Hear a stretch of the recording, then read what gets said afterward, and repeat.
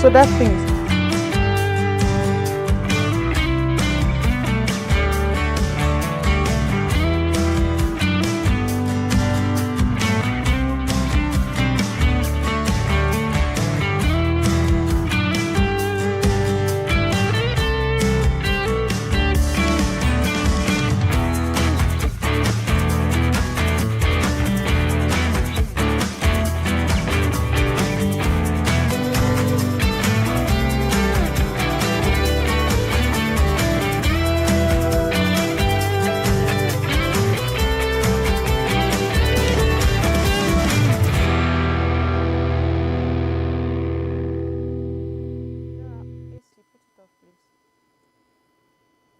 Second day of December is here, and so the countdown begins for the holiday period.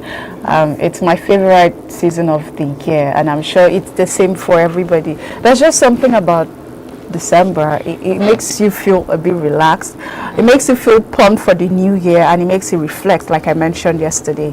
And so this is how I welcome you to this edition of Idea Morning Digest right here on Idea TV. Always a pleasure to sit down with Cynthia Bassi, the melanin popping Cynthia Bassi. I thought you were going to forget it. Oh, yeah, it's good to be here with you, Chinatu. And yes, you like what we do. We bring you things around development. We bring you things, stories around science, around innovation, around technology, around policies, around just everything in our everyday lives. So if you like what we do, send in your thoughts, send in your comments, join the conversations. You can reach us through our social media handles at Idea Television. And of course, you can send it via mail. Yes, we want to hear from you. All right, you heard Cynthia, but I just also like to remind you, yesterday we had the rollout of the Idea Artists and Entertainers of Interest. And so if you're yet to download that, please do well to hit us up on our website and go to YouTube. We did a whole lot to put this together, so it's out now and it's for free. So download, spread the word, tell everybody that Idea's latest bulletin, which is Idea Artists and Entertainers of Interest, is out. We spoke about Don Jazzy. Yes. We spoke about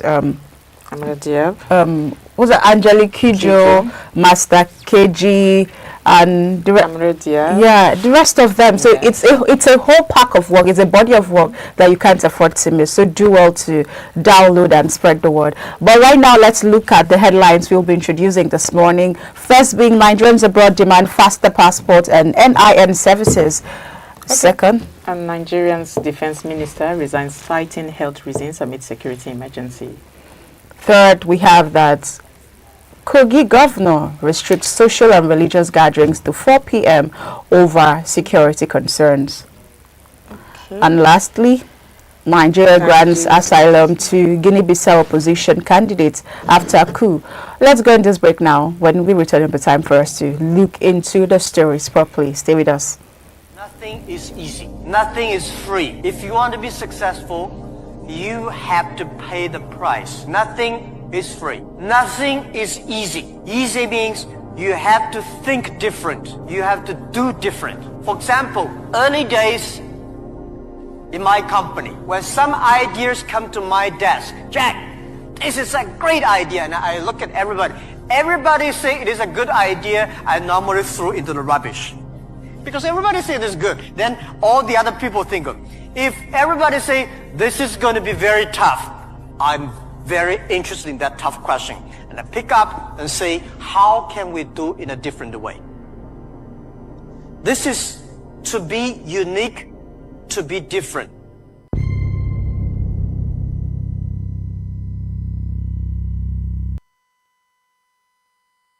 Number 1.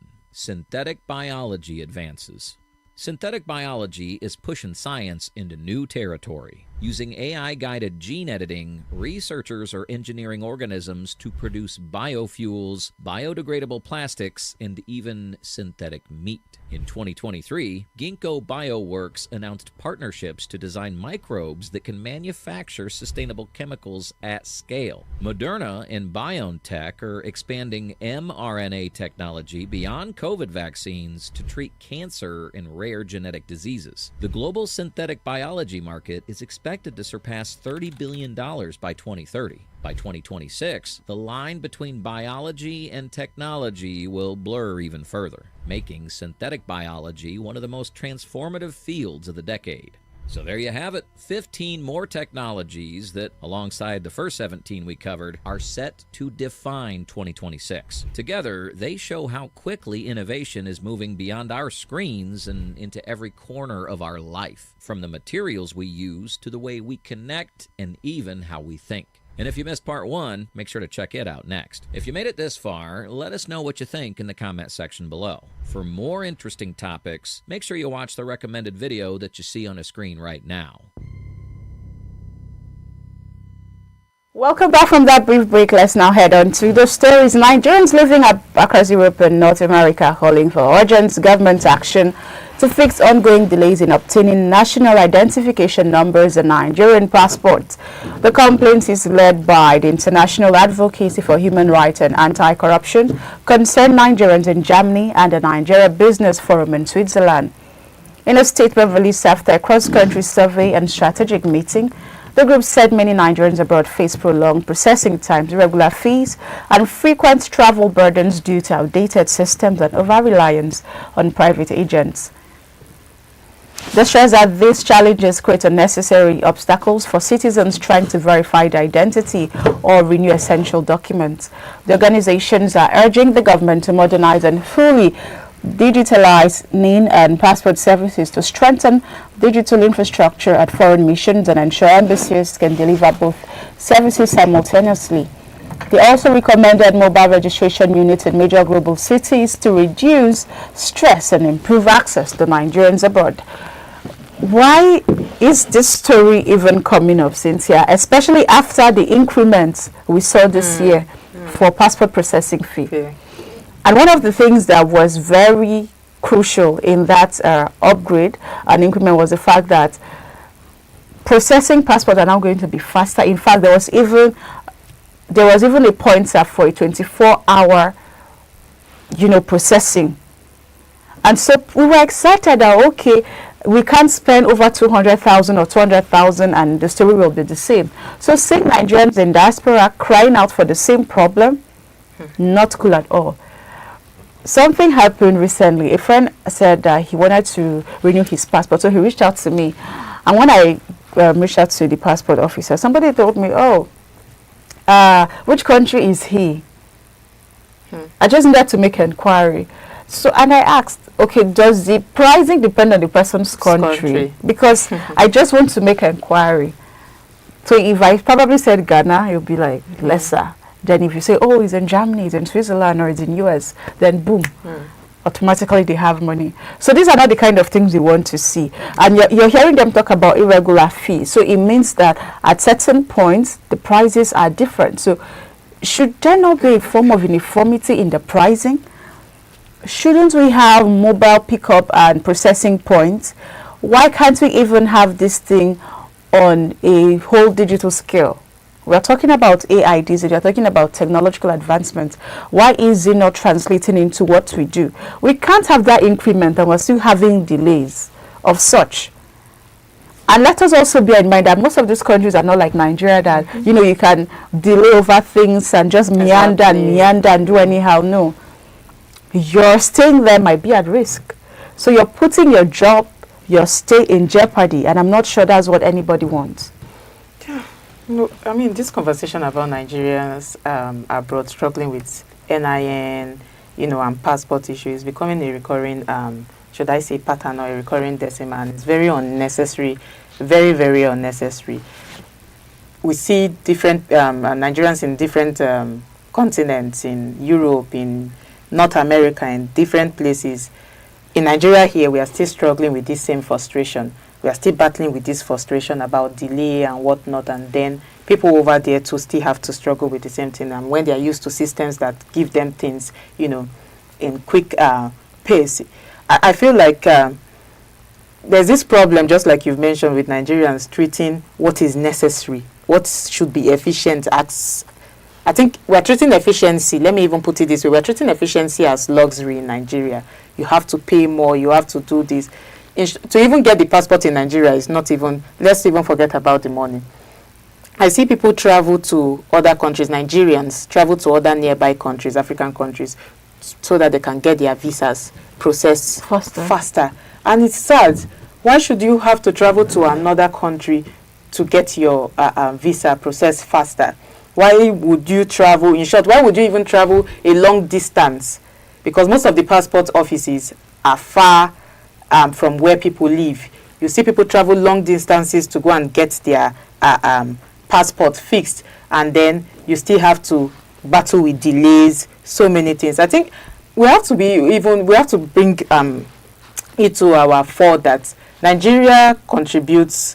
I mean, our remittances when it comes to travel and whatnot is very high. We are contributing billions annually, but then we still have to suffer so many things. We still have to, we'll take time off work, we travel long distances, we have to wait for long hours, have to still bear inconsistent fees. It's either like this or like this. It's 100,000 for this person, for this other person is 200,000, for this other person is 150. Inconsistent pricing and all of those things. I mean, all of these things just to renew a passport is very uncalled for and doesn't make any sense in 2025. So I think we should see how, it's not even rocket science. What people are asking is just modernize the process. We are in a digital world now. We are in a world where most of us are digitally inclined. People are just saying digitalize the system. It's very simple, nothing too big. People are not requesting more than they can handle. They are just saying equip foreign missions. See how you can partner with foreign missions to equip it. Stop all of this, outsourcing everything to private agents. I mean, that's another story. That's a story for another day, sir. You have to have, like, it's simple. I can just carry my phone and fix my passport or call one. But in Nigeria, you have to look for an agent. There's always a third party. There's always somebody that knows somebody that knows somebody. You have to get connected before you get as simple as a passport, done. And I feel like we're in that world now where even your driver license should be fixed in your phone. You can get your driver license fixed in your phone. You can fix taxes online. You can do so many things online. Why do we have to go through all these rigorous processes? We must leave our homes. We must do this. We must do that. I mean, just for the thing. Sometimes I'll just look at like Nigeria. I don't know. These are not issues we are supposed to be tackling in 2025. I mean, these are things so many other nations have gone past. I'm not even talking about first developed nations. I'm talking about even the ones we call underdeveloped, third world countries and whatnot. Some of them have gone past this, level. So why should we we are still struggling about digital identity in 2025? I mean, there's so many questions here, but then I always say that the recommendation here is simple. People are just saying they want you to digitalize the system. Let's roll out modern or mobile registration systems. That is what people are requesting for. But then we have to move to the next. Or you have something to say? Yeah, I need to say this because sometimes when we speak about this thing, it sounds like it's bleak. It's not very clear. But in many of these agencies and this parastatal, we have core members who studied computer science. You have younger people. Harness them, utilize their intellect, and get these things done. If it's an app that needs to be built, if it's a site that needs to be fixed, we can do it. The way we have our website for all the government agencies, we can have. You know how, yes, I know that you can apply for passports online, but still the way the interface is structured, you still need guidance. Yes. So I'm talking about something that's simplified to the point where a child who is 10 can explain to his mom or her dad or his dad that cannot read or write. We can have interfaces that are very simple while being very protected too. Of course, we do not want them to be hacked. So we can get these things done with the right structure in place, and those structures are already in the system. And I'm saying we have core members posted to these parastatals every time. Work with them to develop this. And it's not rocket science. It is not. It's really just easy. We just have to sit down and do the right thing. We can take it from there. Okay, so we'll move to the next story. Kogi State Governor Mohammed Ododo has ordered all social, religious and community gatherings across the state to end by 4 p.m. daily until further notice. The directive followed an emergency security meeting in Lokoja amid growing public concern over reported bandit activity. The governor warned that any center violating the order would be shut down and demolished. Governor Ododo explained that security operatives have tracked key bandit elements to locations within the state in recent days, prompting what he described as a proactive measure to take the fight to criminal elements. He assured residents that the government is working closely with traditional ruler security agencies, religious leaders and youth groups to maintain peace and restore confidence. Security officials have urged the public to remain calm and avoid sharing unverified information, noting that many circulating reports are social media rumors. Traditional rulers also pledged full cooperation with the state government, calling for unity and vigilance as authorities prepare to roll out additional security measures in the coming days. I think this is a very tough decision the governor has made, a very, very tough one, because on one hand, you see that the governor is trying to take more like a preemptive action to, curb all of these bandit activities and terrorism activities in the state, or that we've been hearing, the rumors we've been hearing about. But then, on the other hand, again, when you tell an entire state that every gathering must end or close by 4 p.m. That one signals a whole lot. That means you are telling businesses to stop by 4 p.m. You are telling weddings to stop by 4 p.m. You are telling religious events, whatever the events are, whatever those gatherings are for, community meetings. You are telling social life entirely to stop. So I think this brings a very serious questions, or raises a very serious questions in people's minds. I don't know, but I'm just thinking, because the governor says they have traced most of those elements to certain locations, and they want to take the fight to them. This time is they are not waiting for them to bring the fight to them; they are taking the fight to them. So I'm seeing reasoning. I'm seeing some sort of reasoning with this, because I feel like if we want to look at it from one angle, is coming from ending meetings, activities and whatnot, social gatherings by 4 p.m. Because most of these activities, we know that they usually occur in the nighttime, and nighttime provides more like a cover for criminals. I guess that's the reason why he wants all activities to be put on hold at least by 4 p.m. so that, security operatives can carry out their day. But however, I'm still asking, most of these restrictions, they may come out of temporary shock measures, and it may not be the proactive measure he is talking about. It may not be the right I'm not saying it's not the right decision, but it may not be the right decision at this point in time, because there's a whole lot of questions here. I do appreciate what he's trying to do with all traditional rulers. Those are the things we've been clamoring for.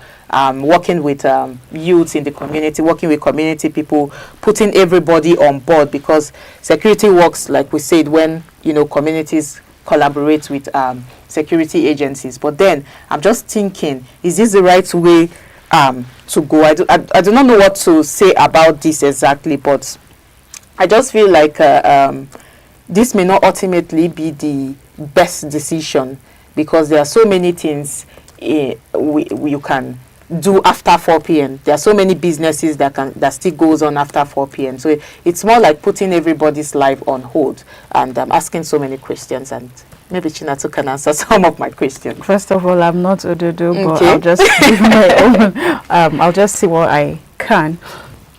He's being proactive, and you'd realize that there's been a lot of insecurity issues. Even before the banditry thing, the road wasn't just a death trap, it was a nightmare.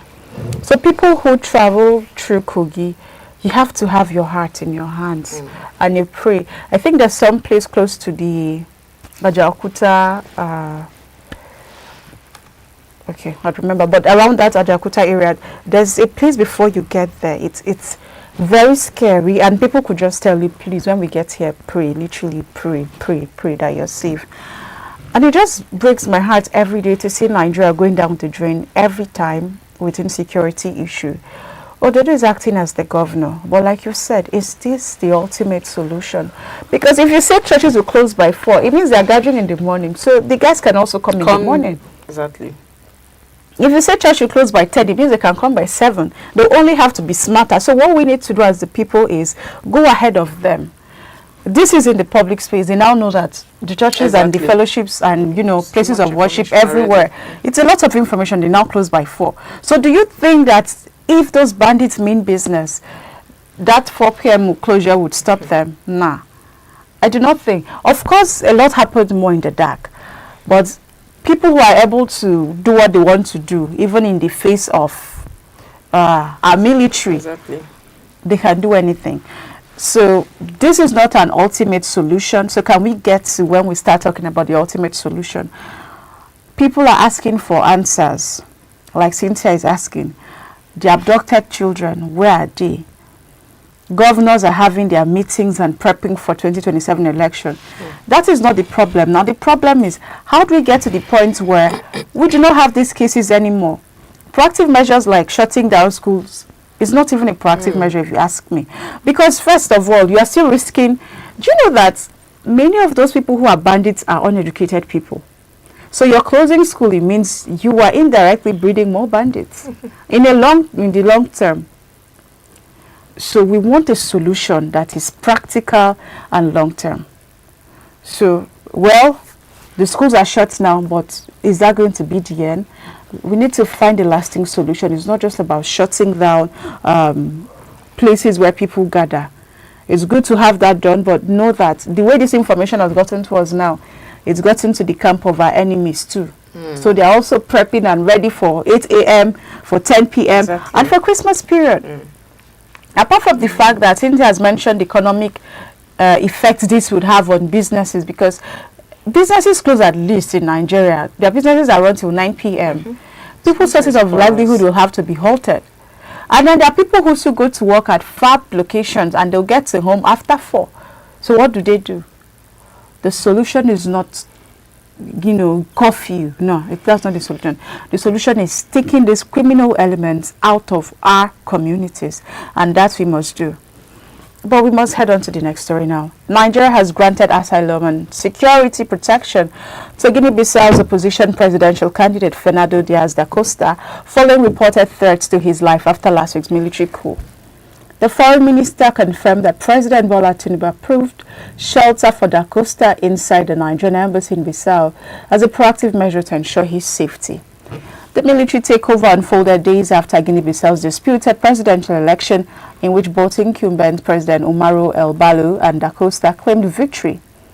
The coup leader suspended the electoral process and briefly sealed the country's borders before appointing a transitional president. Nigeria condemned the takeover and called for an immediate return to constitutional order. ECOWAS has since also suspended Guinea-Bissau and intensified diplomatic efforts to restore civilian rule. The bloc's chairman, Sierra Leone's President Julius Maada Bio, said he has opened direct talks with the military leadership. The intervention reflects growing regional concern as Guinea-Bissau faces yet another political crisis marked by a long history of coups and instability. So, I love how Nigeria is standing with their brother. It's a good thing to grant asylum. I mean, this is not the first time we are granting asylum to a leader. But I don't know why this is funny. This is funny to me because we are all seeing the disarray here. People need to be granted safety here. That's the angle I'm looking at it. And I know Cynthia will come for me, but truly, the lives of Nigerians too are not safe right now. We need asylum too in our own country. We are doing it there in Guinea-Bissau. And we already saw how things unpacked a few days ago. In fact, our former president, Goodluck Jonathan, was trapped. He was there, he couldn't move. And it was so sad that Nigeria could not even get into action to get him back. But we're so fast to grant asylum to da Costa. That was very swift. I'm impressed that we could be fast, very. But what we want to see, And this, I mean, Guinea-Bissau is joining other countries. We've seen Sudan have this experience. We've seen Gabon. We've seen, what's Traore's country now? Well, remember. Senegal. But we have seen, yes, Senegal. We've seen a lot of these things happen. And when people say there's a military takeover, it's not because that country was moving well and then the military just decided. Countries are not taken over by coup just like that. There's disarray. And I'm seeing ECOWAS talking. A country like Guinea-Bissau is not even part of the bloc. They're already not in the bloc. They were suspended. Yes. So there are countries that ECOWAS is not binding on. They won't even willingly pull from the bloc. So what power does ECOWAS have to now say, oh, they should by right have that power? Yeah. But because these countries have, had military takeover, they feel like they can stand on their own and do what they want. So they do not have to listen to anybody. Which starts from issues like insecurity. When people get tired of things, they take laws into their hands. Look at Costa campaigning and saying, oh, he won. The other man says he won. And you know what that could have caused? Chaos in that country. Lives will be lost, properties will be lost, businesses will have to shut down. Military had to take over, which is not something I support, because this is 2025, come on. We have to be more civil. We are claiming to practice a lot of democracy in Africa.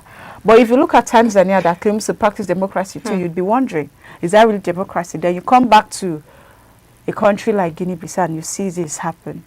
But that did not just happen because an election happened. It happened from the place of frustration. Because there was protest too. People were not happy. It's not like the military just got... There was protest in Guinea. The young people protested. They were unhappy at the way things happened, just like it happened in Nepal, just like it happened in Madagascar, just like it happened in Tanzania. And in Tanzania case, we saw a lot of people who were killed and littered on the streets. So if there is a military takeover now in Tanzania, will you be surprised? So it comes from somewhere, and that's why we do not want it to always get to that point where the military has to take over. We must take our civility so seriously. We must take our democracy so seriously. I mean, just like you cited an example with Tanzania, if we can even remember, we know that Guinea-Bissau has a very long and not so good history with coups. I mean, if I can remember so far. So you can imagine when two candidates were declared victorious before the official results came out. What do you expect? The ground was already very unstable, so you expect nothing less than a coup. So the coup only followed the pattern that was already laid on ground for it to follow. It only played with that pattern. But then, moving to what Nigeria granting asylum, I think it's funny to me. It's very funny. It's very, very funny at this point in time because, one, with West Africa, I mean, we have very complex, West Africa have very complex, very, very complex stories around its politics. We have very, very, like you said, our political stories are most times in, disarray. And Nigerian granting asylum to Fernando, I think let me just give it to them as kind of a humanitarian gesture, if I can say it that way, and more like a diplomatic signal and maybe that brotherhood, the African brotherhood thing. But providing asylum, I think Nigeria is just trying to prevent that escalation of that political tension, or maybe, some sort of political assassination and whatnot, and just maintain that moral authority in the West African region. I guess that's what they are trying to do, because we know that ECOWAS have... ECOWAS is, at this point in time, I can only say that ECOWAS is even already stretched thin, because there have been recent coups in so many places in West Africa already. We've seen in Mali of recent, we've seen in Burkina Faso, we've seen in Niger, and then Guinea-Bissau now adding their own. I mean, that's why ECOWAS just say, okay, let's suspend them, because you can sense that fatigue somehow with ECOWAS. They are already stretched, thin. They just want to avoid that domino effect of this one is happening here, this one is happening here. We just have to tackle all of these things all together. But then West African countries must begin to strengthen its institutions. Our institutions are not strengthened enough. That's why we are always handling, we are always having to handle all of these contested elections without military interventions. We just must strengthen our. I mean, most of us are in a democratic society. I wonder why we still have to go through all these circles of, battling with elections, election issues here and there. I mean, it's sad at this point in time. The world is changing. What we want to see is our governance strengthened. There are so many governance expectations, even in Nigeria here, that is granting asylum to another somebody from another country. We are battling insecurity issues, and we are bringing another. Okay, I don't know if Nigeria has a settled ground to grant anybody asylum at this point in time. There are so many rising governance expectations in Nigeria. And I just feel like at the end of the day, we just must strengthen our institutions because they are already growing weak. If not, we are going to continue to risk all of these cycles of instability. But then it's still a good one, I think, for that Nigeria can lend their brother a helping hand. Okay, I just needed to make a correction. I wanted to remember Traore, yes, and his country is Burkina Faso, not Senegal. I just needed to make that out there. So you can take the next one. Okay, the last story. Nigeria's Minister of Defense, Alhaji Mohammed Badaru Abubakar, has resigned from office with immediate effect, citing health reasons. The presidency confirmed the development in a statement, noting that President Bola Tinubu has accepted his resignation and will forward a replacement to the Senate for screening later this week. Badaru, a former two-term governor of Jigawa State, appointed in August 2023, stepped down at a time when the country is under a declared national security emergency. President Bola Ahmed Tinubu recently ordered an expansion of the Armed Forces, Police, and Department of State Services, including accelerated recruitment and deployment to troubled regions. The president also authorized the immediate deployment of trained forest guards and directed that security personnel withdrawn from VIP duties undergo rapid retraining for frontline operations. He urged security agencies to sustain efforts to restore peace nationwide, warning against compromise and assuring full federal support for ongoing operations. I think this is very, I can say this is very significant. This is the defense minister is resigning right in the middle of a national security emergency. What can I say about this? Health reasons, yes, because you've cited health reasons as the reason why he's stepping down. So first of all, I want to say I wish him well and I wish him good health. I wish him quick recovery. But when we want to look at what the nation is going through right now, when we want to look at our political battles, when we want to look at things strategically, this timing raises so many questions. I think I have so many questions today. Nigeria is currently dealing with multiple, security fronts. We have banditry, we have kidnapping, we have insurgency, we have communal battles. Was it yesterday we were talking about the farmer headers issue and what they are trying to, the federal government is trying to do, which we are applauding, and we are hoping that it comes to actualization.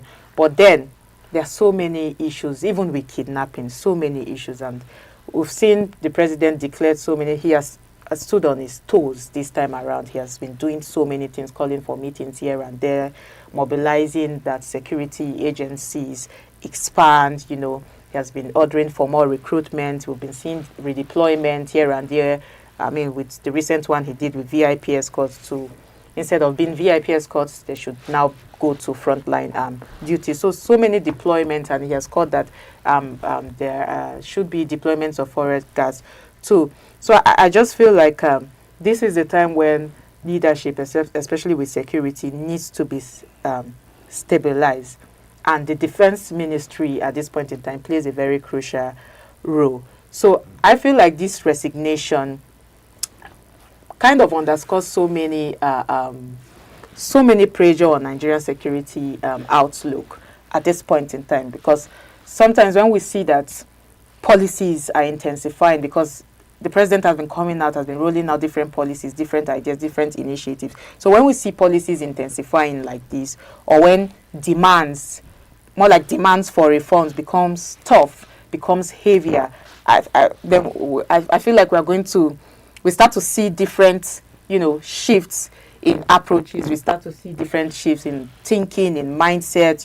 We start to see different shifts with people that are put in position to handle all of these things. I remember I mentioned on the show, I think twice, that if I was a leader at this point in time in this very strategic position with what Nigeria is going through, I would tell them to give me time, maybe 1 month, to be very confused first before I decide on what to do. So I'm just seeing it from a more human. I don't want to sound too sentimental, but I'm just seeing it from a more humane approach. That I think it's more like there are too many reforms now, so it just allows one to be. I think it's very heavy for him at this point. It's very heavy for him, and I like one thing.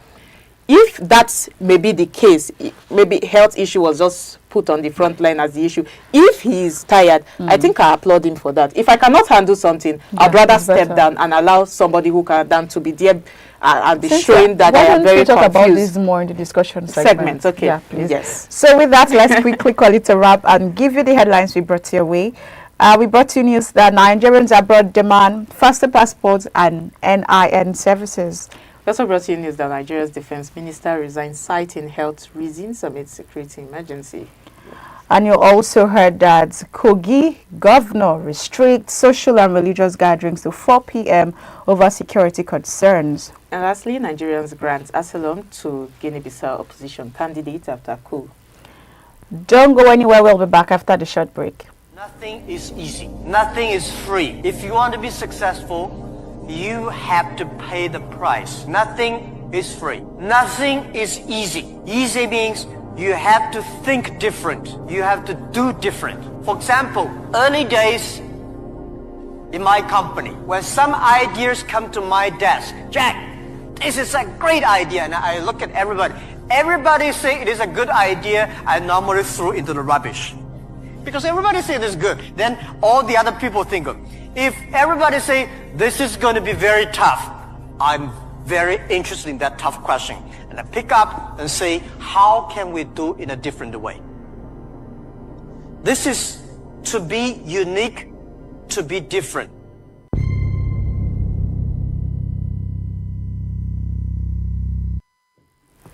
Welcome back from that break. And this discussion segment is very critical, and we are looking at major development shaping national conversation around the country. And we are seeing that Nigeria has been thrust into another moment of yet another heightened uncertainty following the sudden resignation of the Minister of Defense, Alhaji Mohammed Badaru Abubakar. His exit, officially linked to health reasons, comes at a time when the nation is operating under a declared national security emergency, which is a period demanding stability, leadership, and swift strategic coordination. And over the past few weeks, we've seen that President Bola Ahmed Tinubu has ordered some of the most far-reaching security directives we've seen in recent times. For instance, we've seen the expansion of the armed forces, police and DSS, accelerated recruitment, redeployment of personnel to hotspots. And now we've also seen the activation of trained forest guards and the reassignment of security officers from VIP duties back to frontline operations. All of these measures point to a security landscape under immense pressure from insurgency, banditry, kidnapping, and rising violence crimes. And now with the defense minister stepping aside at such a critical time, there are many questions that are rising from this. What does this mean for Nigeria's security architecture? How will this impact ongoing military operations? And what should citizens like you and I do? Are we ready for a replacement? Do we already have somebody in mind? On the streets of Twitter, Cynthia, there are some people already insinuating, oh, let the president, appoint this person, this person is fit. But let us, okay, yeah, we already have one of the tweets on screen, so I think we can just read it before I say what I was going to say. I simply believe that someone with no military background should not be appointed as Minister of Defense. Not everything should be driven by politics, please. Well, congratulations in advance. That's from Ali Garko. And okay, we also have one from Yeri Baba's page. I don't think there has ever been a time in this country when a national position became vacant and people from all walks of life spoke with one voice in recommending a single individual like they are doing now. Since the resignation of the Minister of Defense, Mohammed Badaru, social media has been flooded with calls for the immediate past Chief of Defense Staff, General Christopher Musa, to be appointed. I believe this is due to his lack of record why he... Okay, I can't see what's written down there, but I think we'll get the message. Okay, another one from A.S. Liman. Our hope is that Christopher Musa becomes the next Minister of Defense. Nigeria needs leaders with courage, integrity, and a true passion for protecting the nation, and he embodies all these qualities. May his leadership bring peace, unity, and a stronger Nigerian for all. Okay, so I think Nigerians are beginning to choose their own... And that speaks a lot about when you deliver your polling units, and polling units not in the sense of election. Nigerians can just see, right? You cannot be such a good person and people... Did you notice something? So on the streets of Twitter, that's what I was going to say. I realized that people do not even think about oh God. No, they didn't. Musa, it's Christopher Okay, Musa. Musa. They didn't ask about his religion. They didn't ask about his tribe. Everybody just said he's capable for the job. And they're just suggesting to the government. And that's because during his time, people saw the work he did. He did. People saw what he did. And so I'm saying this to say good thing speaks for itself. And so it's quite a daunting situation and a sad one that we have Alhaji Badaru resigning now due to health reasons. Cynthia has pointed out that, well, it's good to resign honorably. If it's not something that you can deal with, step down. And health is not something we want to play with. You need to be fit physically, mentally, emotionally, and everywhere to be able to lead a country like Nigeria. Cynthia has said that she would take a month to go and, clear her head. And re-strategize. Maybe in that months of, being confused. That confused, it holds a lot of weight. Yeah. It's not confused literally. It's just figuring out. It's just figuring out. But then when we even talk about this resignation, it introduces a lot of things. We know that people are concerned because, a vacuum for, 2 days break, or him being away for 2 days, it has created a vacuum because we are in that time where everybody is up and about and they are wondering what are security agencies in Nigeria doing, and what are they. But we should understand that this doesn't necessarily stop operations because the defense minister is just more like an intermediary, like a bridge between the government and the military. So I feel like there are still people in place, there are still service chiefs in place. So operations can still continue. They can still, create that link with the civil society, with, civil political leaders and whatnot. But then, I feel like somebody mentioned something about it being more like a political, choosing leaders based off political interest and and whatnot. And I mentioned something about resigning, and first of all, I feel like he has resigned legitimately. If you feel like you cannot handle something, it is good to resign and do it urgent. So I think this is timely because I think our security issues is heating up, and reforms too is beefing up too as well. And the president, I don't think he's even joking at this point in time. So when the defense minister comes out and says, I want to resign, I think it's very timely, it's very legitimate, and it's very urgent, and it is good too, so that somebody that is capable can take that position.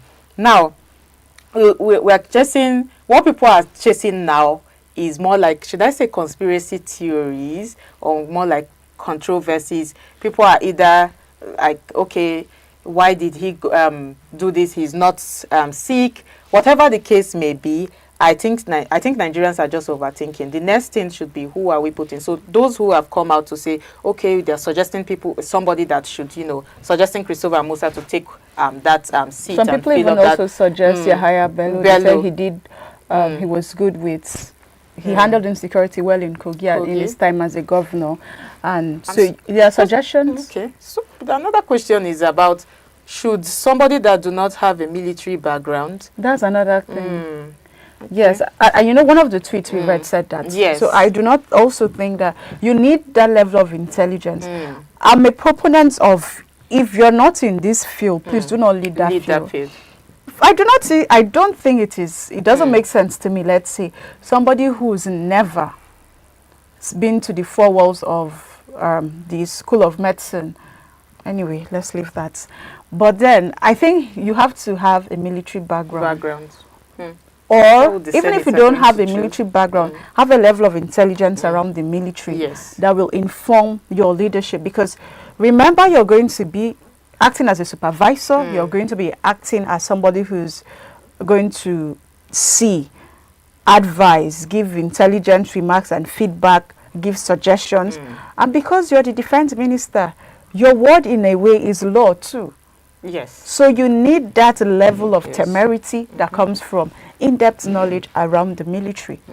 So good luck to whoever emerges, I guess. I think it's even putting the president on a hot seat too.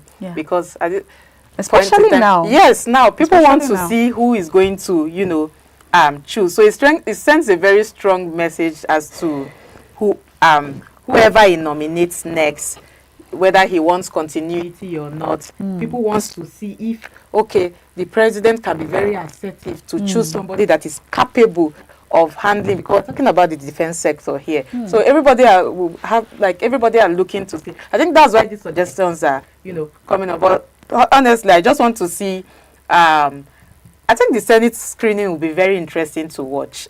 And I wouldn't want to, miss that. I want to see who they are going to screen, who they are going to take out, who they are going to leave, and who is going to emerge the next defense minister. But then at the end of the day, we must understand that all of these people's talks, the citizens are very concerned because they are concerned about their safety at the end of the day, not just about who is resigning or who is coming in next, or which minister is sick or isn't sick. I know those things are very important, but then people are just concerned about whether they can travel from one place to another safely, whether they can travel on air and will not be, kidnapped, abducted, or disrupted on their ways, whether their children can go to school, can go to farm safely and come back without fears. That's what people are just concerned, about. So will anything get better from here? That's what we are asking. I think this is a very, very, very important, very significant stage that we are in Nigeria, both for the president and even for the people and whoever emerges the next defense minister. Or, I don't know, is it that we are just, sometimes I ask myself some questions, is it that we are just shuffling, chairs of problems in Nigeria and the problem still remains? So many things. Like I said, I have so many questions today. We just need clarity from the presidency, and we need it in real time. We need it swiftly. We need assurance. We need assurance for, our current momentum in the security operations. Will it stall? Will it continue to, safeguard Nigerians just as it has been safeguarding Nigerians? Will it, we just need a defense minister who is not just political, who will not just be choosing based on, this person has just been choosing based on political will, political interest and whatnot. We need somebody that is competent, that is fit, that is courageous, that, have the people at heart, and also ready for the realities of Nigeria now, not even today, of Nigeria now, of the present Nigeria. I think that's what a lot of people want to know, and that's what most, Nigerians are concerned about. We are not looking for perfections, honestly. We're just looking for a direction to follow, and somebody that can, lead us where, communicate with the people clearly, just fill up that uncertainty when it comes to our security issues. Because I can say for sure that we don't even understand what is going on. We are seeing these states putting out these tactics. Some are telling children to go and sit at home. In Kogi State now, they're saying all activities should end by 4 p.m. In some other states, they're asking, even tertiary institutions to go sit at home. In some other states, was it in Zamfara? Zamfara state governor said nobody is going to sit at home. Everything should continue. But then they have employed security agents stationed in different places, in schools, in marketplaces, in community, in different places in Zamfara state. But then we are seeing different measures rolling out. Governors are meeting, but we just need a direction. I know that we are allowed to be confused a little at this point in time, and I'm still saying it. But then so many things lingers here, and it's just that fear. People are very uncertain at this point in time. We need the right direction, rather, and we believe that the president, him being on his toes these days, he will make the right direction in nominating somebody very capable to, take up this position. Okay. Thank you so much, Cynthia. I mean, there's just been a lot of hustle and hassle about Christopher Musa taking over, and people are so pumped and just waiting. But I promise you that the moment the president announces whoever emerges as the next chief of defense staff, you hear it from us first. Yes. We would. So we'll be monitoring closely to let you know who that person will be. Some people are saying it's going to be Bello. I'm hearing strange names. I'm hearing one Peter. I don't know who that is. But like there's a lot of names coming up. But more are saying, Oga Presido, give it to Christopher Musa. He can handle this. But let us see how that pans out. And we'd like you to engage in this conversation. Who's your bet on? Who is your bet on? Make the suggestion across the different social media platforms and tell us who you think. But Cynthia has said something that's very critical. Defense, the position of the defense minister is not one that should be politicized by all means. It's not where we go thinking of tribe. It's not where we go thinking of friendship. It is where we know that our borders, our lives, our properties, and even the democracy of Nigeria is hanging on. So we cannot for any reason just afford to make this a rather politicized process more than it is of merit. Who the cap fits, let that person wear it, please. So I know, like you said, the president is on the hot seat because everybody is watching and waiting and hoping. Who emerges as the new defense staff, chief of defense staff? Let us see who that person, who will be taking over from Chief Mohammed Badaru in the coming days. I'm sure the announcement will happen today. I'm very hopeful it will happen today. But the moment the Senate, immediately the Senate approves it, then we would talk about it. But in the meantime, Cynthia, your final words before we go. What do I have to say? I mean, this is a test of time for Nigeria, and time will tell. Time will tell. Well, that's how much we can take until we come your way next time.